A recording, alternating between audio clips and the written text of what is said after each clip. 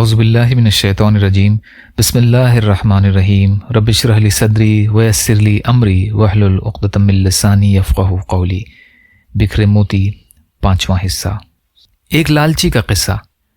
مفتی تقی عثمانی دامت برکاتہم نے اپنی کتاب تراشے میں اشب تامہ نامی شخص کے بارے میں لکھا ہے کہ وہ حضرت عبداللہ بن زبیر رضی اللہ تعالیٰ عنہ کا غلام تھا۔ اس کے اندر طمع یعنی لالچ بہت تھا۔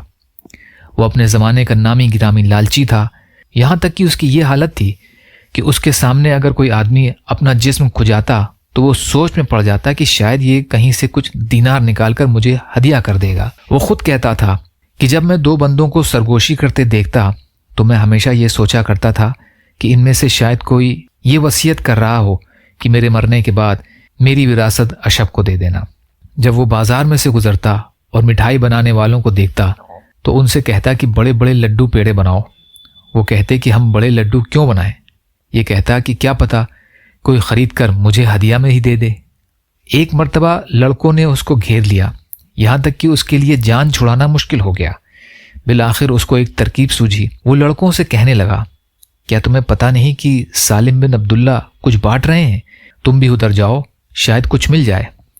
لڑکے سالم بن عبداللہ کی طرف بھاگے تو پیچھے سے اس نے بھی بھاگنا شروع کر دیا۔ جب سالم بن عبداللہ کے پاس پہنچے تو وہ تو کچھ بھی نہیں بانٹ رہے تھے۔ لڑکوں نے اشب سے کہا کہ آپ نے تو ہمیں ایسے ہی غلط بات بتا دی۔ وہ کہنے لگا کہ میں نے تو جان چھڑانے کی کوشش کی تھی۔ لڑکوں نے کہا کہ پھر تم خود ہمارے پیچھے پیچھے کیوں آ گئے؟ کہنے لگا کہ مجھے خیال آیا کہ شاید وہ کچھ بانٹ ہی رہے ہوں۔ یا اللہ ہم سب کو لالچ سے بچنے والا بنائیے۔ یا اللہ ہم سب کو کہنے سننے سے زیادہ عمل کی توفیق عطا فرما۔ یا اللہ مظلوم فلسطینیوں، کشمیریوں، روہنگیا مسلمان جہاں بھی پریشان حال ہیں، ظالموں کے ظلم کا شکار ہیں، ان کی مدد فرمائیے۔ ہم سب کو اپنی طاقت کے حساب سے اپنا حق ادا کرنے والا بنائیے۔ یا اللہ حلال میں سے دیجیے، حرام سے بچائیے، اپنے غیر سے بے نیاز کر دیجیے۔ عزت اور عافیت کی زندگی عطا فرمائیے۔ جو مانگا وہ بھی عطا کر دیجیے، جو بھول گئے وہ بھی عطا فرمائیے۔